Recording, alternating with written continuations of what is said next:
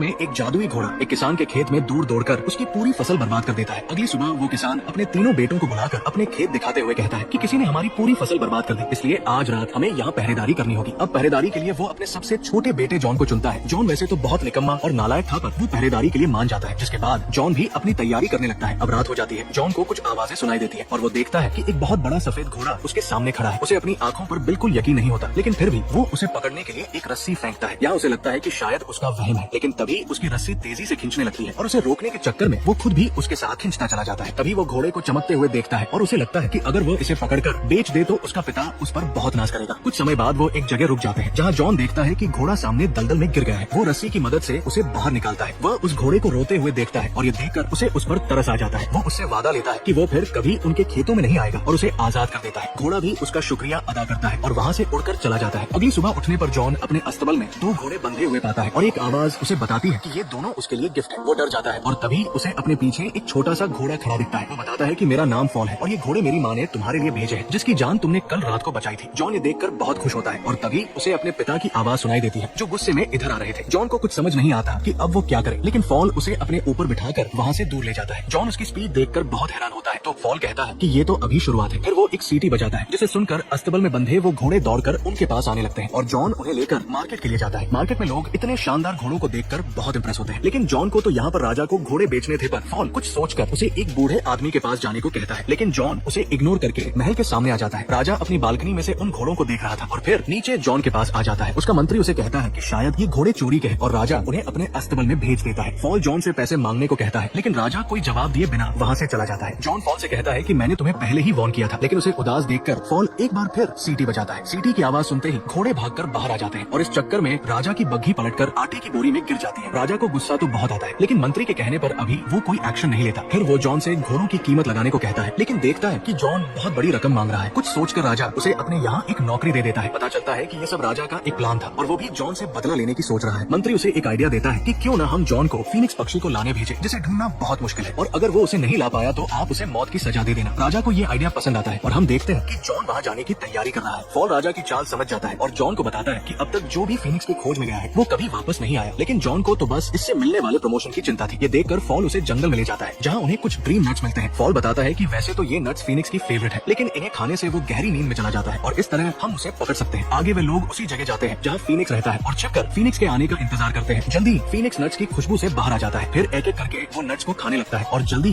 गहरी नींद में चला जाता है। जॉन भी उसे पकड़ने की तैयारी करता है, लेकिन देखता है कि फीनिक्स किसी तरह जाकर उनके पीछे खड़ा है। फीनिक्स उन्हें पकड़ने के लिए उनके पीछे पड़ जाता है, जिससे पूरे आइलैंड पर आग लग जाती है। एक जगह फीनिक्स रुक जाता है और जॉन अपने हाथ में पकड़ा एक आखिरी नट उसकी तरफ उछालता है। फीनिक्स उसे खाते ही बेहोश होकर पानी में गिर जाता है और हम देखते हैं कि उन्होंने उसे चेन्स में कैद कर लिया है। जॉन उसे रोते हुए देखता है और फॉल उसे बताता है कि कैद होने की वजह से ही वो अपना रूप नहीं बदल सकता। ये सुनकर जॉन को उस पर दया आ जाती है और वो उसे आजाद कर देता है। फीनिक्स खुश होकर उड़कर चला जाता है और जाते हुए अपना एक पंख जॉन को दे जाता है, जो हीट से चमक रहा था। फॉल कहता है कि राजा शायद उसकी बात पर विश्वास नहीं करेगा, लेकिन जॉन को लगता है कि इस पंख से वो राजा को यकीन दिला सकता है। अगले दिन हम देखते हैं कि राजा अपनी योजना के अनुसार उसे मौत की सजा दे रहा है। जॉन फीनिक्स का पंख दिखाता है, लेकिन अब वो भी ग्लो नहीं कर रहा था और राजा उसे मारने का आदेश दे देता है। फॉल भी समझ जाता है कि अब उसे ही कुछ करना होगा, लेकिन तभी वे फीनिक्स को वहाँ आता हुआ देखते हैं। उसे देखकर पब्लिक बहुत खुश होती है और राजा को न चाहते हुए भी जॉन को आजाद करके उसका प्रमोशन करना पड़ता है। यहाँ पता चलता है कि राजा जॉन की बढ़ती पॉपुलैरिटी से जलने लगा है और अपने मंत्री से कोई और योजना बनाने को कहता है। तब मंत्री उसे एक और आइडिया देता है कि क्यों न इस बार उसे स्नो माउंटेन की राजकुमारी को लाने भेजा जाए, जिस तक पहुँचना नामुमकिन है, और अगर वो कामयाब हो भी गया तो आप राजकुमारी से शादी कर सकते हैं। जॉन भी फॉल की मदद से जल्द ही माउंटेन कैसल तक पहुँच जाता है, लेकिन देखता है कि वहाँ बर्फ की दीवार है। तभी उसकी जेब से फीनिक्स का पंख बाहर आता है और उस दीवार में घुसकर उसे तोड़ डालता है। इससे वहाँ पानी का सैलाब आ जाता है और फॉल उसमें बहता हुआ एक स्नोबॉल की तरह नीचे जा गिरता है। इधर जॉन को महल में काफी सारी राजकुमारियां दिखाई देती है और फीनिक्स का पंख एक बार फिर असली राजकुमारी को ढूंढने में उसकी मदद करता है। जॉन उसकी खूबसूरती देखकर दंग रह जाता है और उसे बताता है कि उनके राजा उससे शादी करना चाहते हैं। ये सुनकर राजकुमारी गुस्से में उसे कहती है कि अगर उसका राजा बहादुर होता तो वो खुद मुझे लेने यहाँ आता, और ये कहकर वो पहाड़ से नीचे कूद जाती है। जॉन उसे बचाने उसके पीछे कूदता है और नीचे पहाड़ी पर बैठा फॉल भी उन्हें देख लेता है। वो तुरंत अपने पंख बाहर निकालता है और उन दोनों को बचाकर सुरक्षित नीचे ले आता है। यहाँ पर फॉल को लगता है कि जॉन राजकुमारी को पसंद करने लगा है और वो इसे वार्निंग देता है कि अगर राजा को ये पता चला तो उसके लिए एक नई मुसीबत खड़ी हो जाएगी। राजकुमारी छिपकर उनकी बात सुन लेती है और ऐसा लगता है जैसे वो भी जॉन को पसंद करने लगी है। आगे हम उन्हें वापस आता हुआ देखते हैं, जहाँ लोग इतनी खूबसूरत राजकुमारी को देखकर जॉन की बहुत तारीफ करते हैं। राजा भी उसे जिंदा देखकर उदास हो जाता है, लेकिन मंत्री उसे समझाता है कि इसमें उसी का फायदा है। हम देखते हैं कि राजा ने जॉन को फिर से प्रमोट कर दिया है, लेकिन जॉन इन सबसे ज्यादा खुश नहीं था, क्योंकि उसे तो बस राजकुमारी की चिंता है। वो छुपकर उससे मिलने जाता है है। लेकिन इससे पहले कि वो कुछ बता पाए, राजा के लोग वहाँ आते हैं और राजकुमारी को तैयार करके अपने साथ ले जाते हैं। राजा उसे शादी के लिए प्रपोज करता है, लेकिन राजकुमारी कहती है कि पहले तुम्हें मेरी एक शर्त पूरी करनी होगी। वो बताती है कि उसकी दादी की अंगूठी समुद्र में गिर गई थी और जब तक वो उसे वापस नहीं मिलती तब तक वो किसी से शादी नहीं करेगी। ये सुनकर राजा सोच में पड़ जाता है। तभी जॉन राजकुमारी को देखने वहाँ आता है और वो राजा से कहता है कि मैं तो अपने लिए कोई काम मांगने आया था। तो राजा जॉन को अंगूठी वापस लाने का काम सौंप देता है, लेकिन फॉल उसकी कोई मदद नहीं कर सकता क्योंकि उन्हें नहीं पता था कि अंगूठी समुद्र में कहाँ पर है। तब फॉल अपनी माँ से हेल्प मांगता है और वो उसे बताती है कि अंगूठी एक व्हेल के पेट में है जो उन्हें समुद्र के बीचों बीच एक आइलैंड पर मिलेगी। फॉल तुरंत जॉन को लेकर निकल जाता है और वो समुद्र की ओर बढ़ने लगते हैं। जॉन कुछ पक्षियों से टकराकर नीचे गिर जाता है और पता चलता है कि वे लोग आइलैंड तक पहुंच गए हैं। जॉन को नीचे बड़ी बड़ी चेन्स दिखाई देती है और तभी उसकी नजर उनसे बंधी व्हेल पर पड़ती है। वो बाहर आता है और फॉल को बताता है कि ये आइलैंड ही वे व्हेल है जिसके बारे में उसकी माँ ने बताया था। उन्हें कुछ समझ नहीं आता कि उसे क्यों बांधा गया है और तब फॉल अपने पावर से व्हेल से बात करता है। व्हेल उन्हें बताती है कि काफी समय पहले उसमें गलती से कुछ जहाज निगल लिए थे, इसलिए बाकी सेलर्स ने उसे यहाँ कैद कर लिया। अब ये व्हेल अपनी गलती सुधारना चाहती है, लेकिन उसे नहीं पता कि जहाज को वापस बाहर कैसे निकाले। जॉन भी उसे रोते हुए देखता है और समझ जाता है कि उन्हें किसी भी तरह उसकी मदद करनी होगी। उसे एक आइडिया आता है कि अगर हम इस व्हेल को छींक दिला दें तो इसकी पेट से जहाज बाहर आ जाएंगे और व्हेल भी आजाद हो जाएगी। ये कहकर वे दोनों उड़ते हुए व्हेल के नाक में चले जाते हैं और उसे अंदर से टिकल करने लगते हैं। जल्द ही उनका प्लान कामयाब हो जाता है और व्हेल की छींक से उनके साथ जहाज भी बाहर आ जाते हैं। व्हेल भी आजाद होकर वापस पानी में चली जाती है और तब फॉल जॉन को अंगूठी की याद दिलाता है जिसे लेने के लिए वे यहाँ आए थे। जॉन सोच में पड़ जाता है। तभी वे देखते हैं कि क्रेब अंगूठी लिए उनके पास आ गया है और बताता है कि व्हेल ने इसे भेजा है क्योंकि वह उनके मन की बात जान गई थी। फिर वे दोनों अंगूठी लेकर सीधे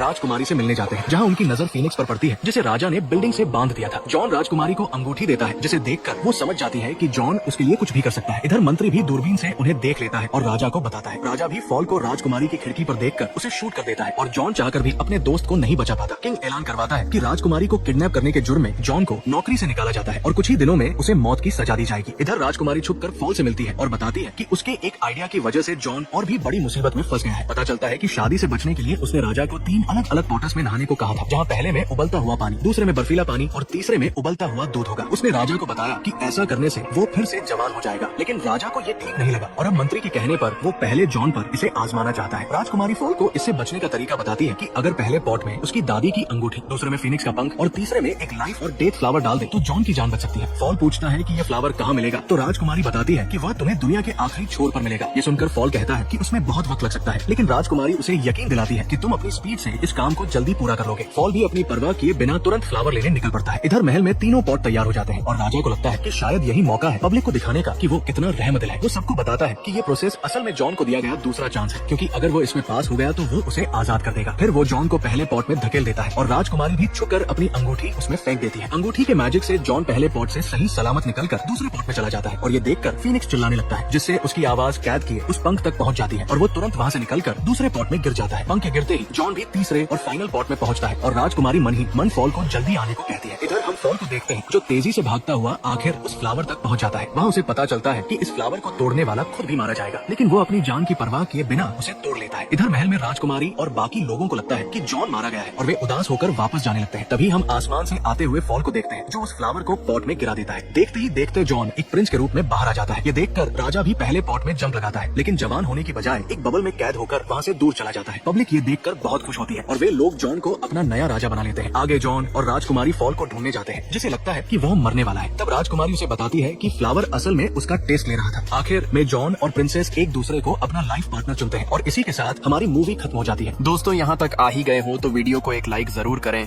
और भी ऐसी ही मजेदार वीडियो देखने के लिए हमारे चैनल को भी जरूर सब्सक्राइब करें। हम मिलेंगे आपसे बहुत ही जल्द अगली ऐसी ही धमाकेदार वीडियो में। तब तक के लिए गुड बाय।